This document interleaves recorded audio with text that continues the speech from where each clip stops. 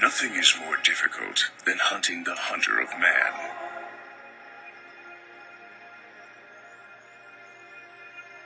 A serial killer is a predator, but they hunt human prey. The FBI investigates at least 50 serial killings per year.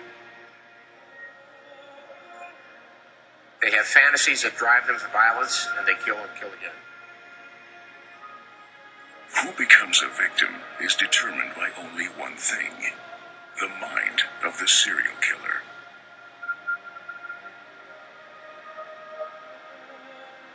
A profile is a psychological portrait of a killer. It establishes a map into the mind of the murderer. And that is where the hunt has to begin. Alexandria, Virginia, on the outskirts of Washington, D.C., two police officers revisit a series of brutal murders that occurred 2 decades ago.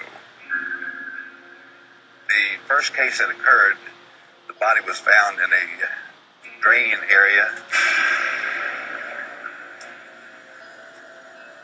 Detective Tom Moorhead fills in the case history for his visitor.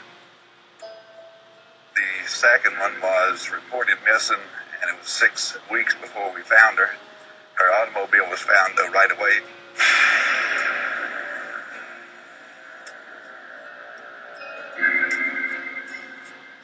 The body count kept rising. Number 3 was found in a creek, submerged in the water.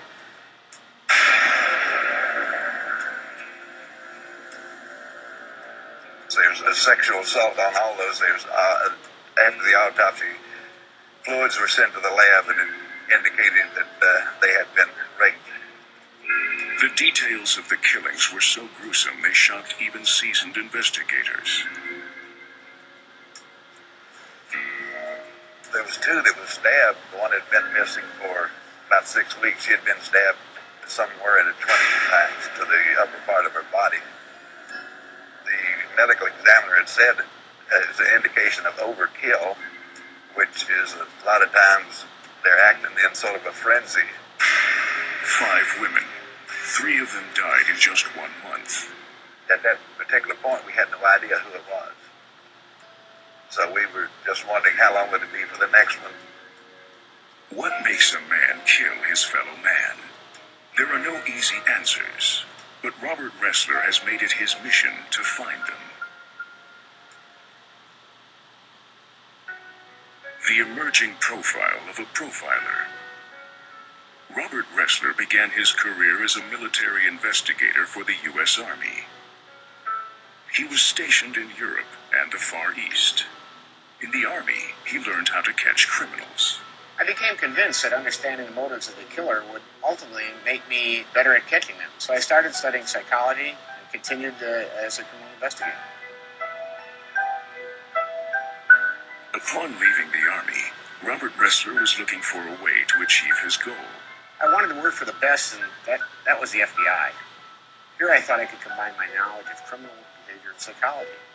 I was especially interested in serial killers because here I thought psychology played a major role in why they killed and how.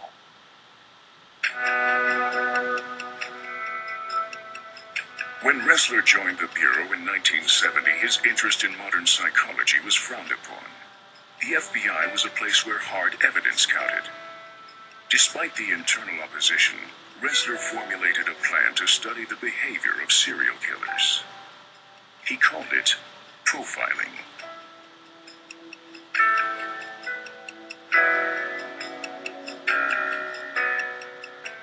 And I had a working lunch with the director of the FBI this time, William Webster. At the end of the lunch, he looked at me and said, Mr. Ressler, I think you have a great idea. I want you to align yourself with academics and outside people outside the FBI of the highest quality, and I want this program to be successful. And that gave it life. Back in Alexandria, Virginia, the killer had stabbed his victim first in the back, then the front, then everywhere.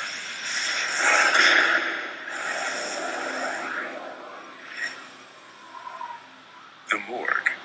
This is where Robert Ressler looks for clues.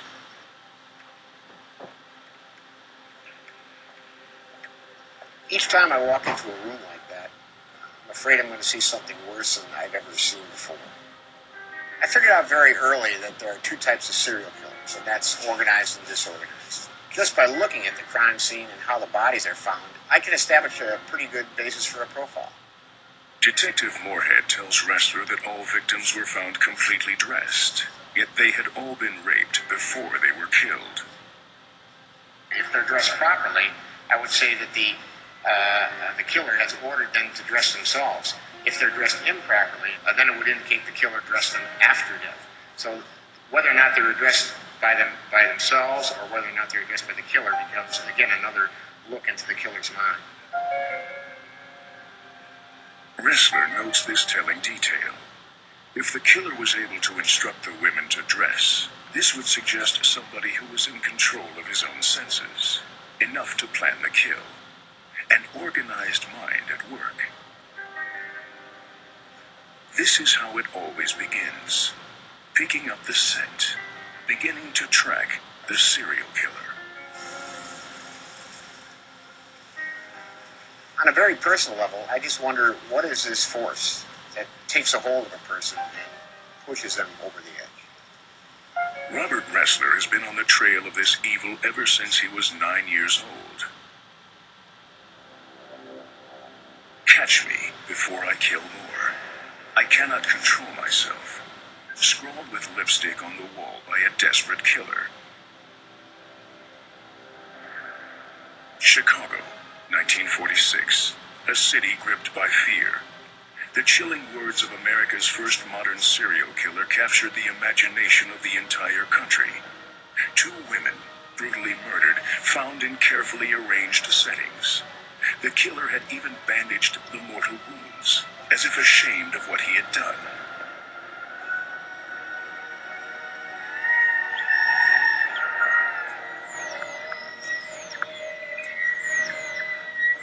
It came into my head that I must have done something. And I realized it must have been a child.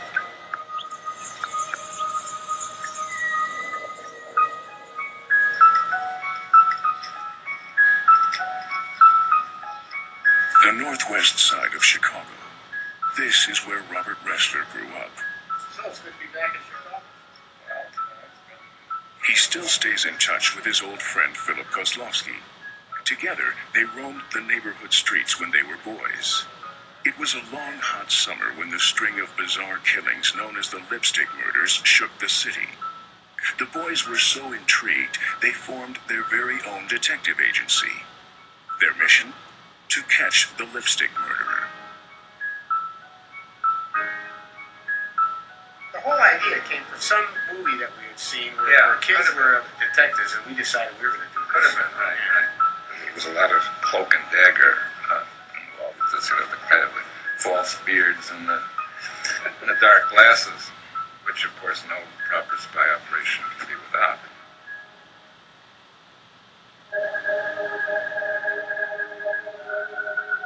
But the games soon ended when the killer struck again. Police found body parts floating in the Chicago sewers. They identified the victim as 6-year-old Susan Degnan. She had been snatched from her home, murdered, and dismembered. It really paralyzed the city of Chicago. It was a frightening aspect to have a child taken from her bedroom in the dead of night, body parts found in sewers. Of course, this guy confessing to all. The police arrest William Herons, a 17-year-old student. He confesses everything. The lipstick murderer now has a face. The Herons case had a tremendous impact in general on people in Chicago. In your case, it actually led you to try to somehow gain some insight into the mind of this person as to why he was doing it. And then this led to...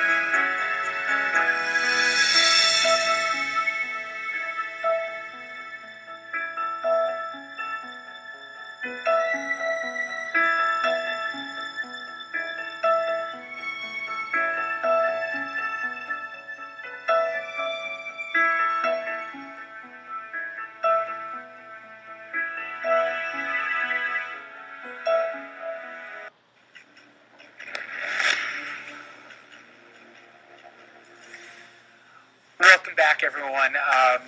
And obviously, for this entire hour, we're taking a look at the unfolding scene at Gilgo Beach and the realization to all of us that we have a serial killer in our midst, and at least the bodies of which are in Long Island. Now, one of the things that when you talk to experts about this is to stop this, you have to figure out who you're chasing and to try to get into the mind, as troublesome a place that is, of a serial killer. And there are experts who are invaluable in this endeavor. And Andrew Whitman sat down with one such person today, and he got an idea of what the authorities are really looking at here and looking for. Well, I sat down with Dr. Stephen Reich, who's a forensic psychologist. That's sort of the intersection of law enforcement and what makes people tick inside. And Rich, before we get too far into the head of a serial killer, we have to keep in mind that there are no set formulas for how these killers are created. There's no standard path. But according to forensic psychologist Stephen Reich, what these people, mostly men, have in common is that at some point they all veer off the path that makes us or keeps us normal. Before we know what makes a person goes wrong, we need to understand what makes a normal person, well, normal. A normal human being, all normal human beings, learn love through their parents.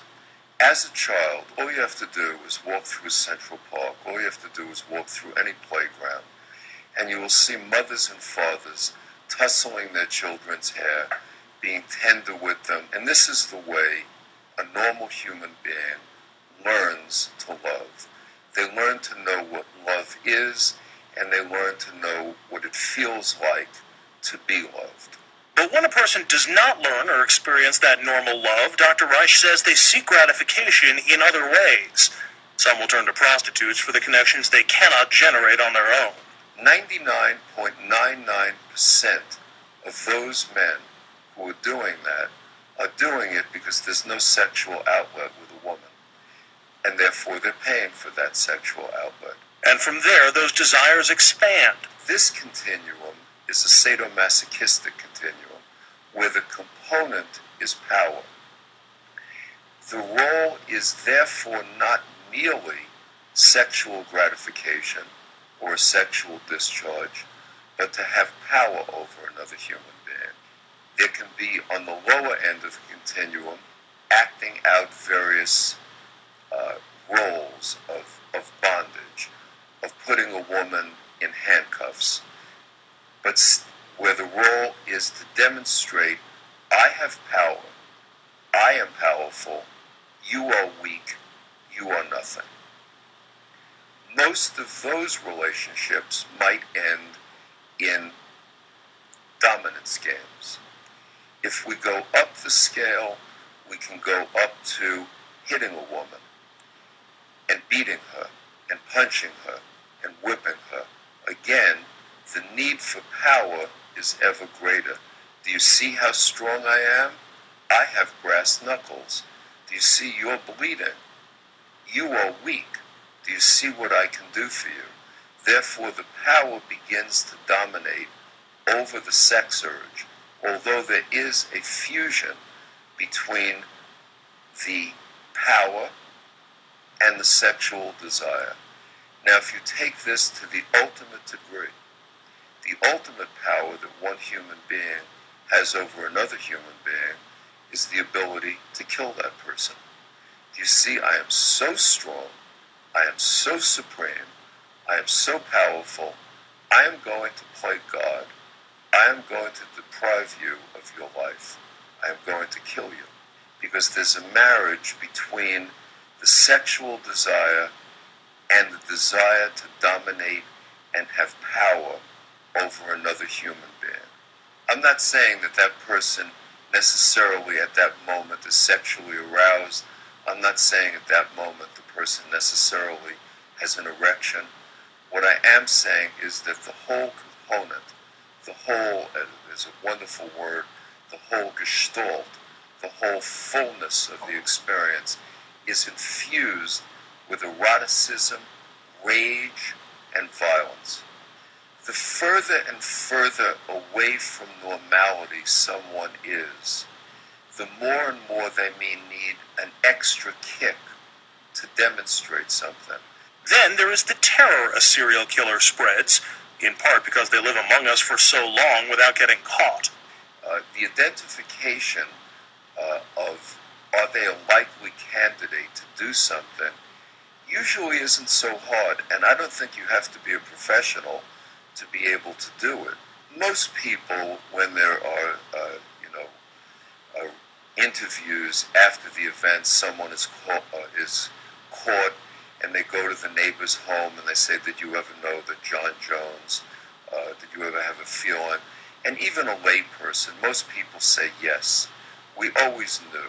People who do this feel powerless themselves.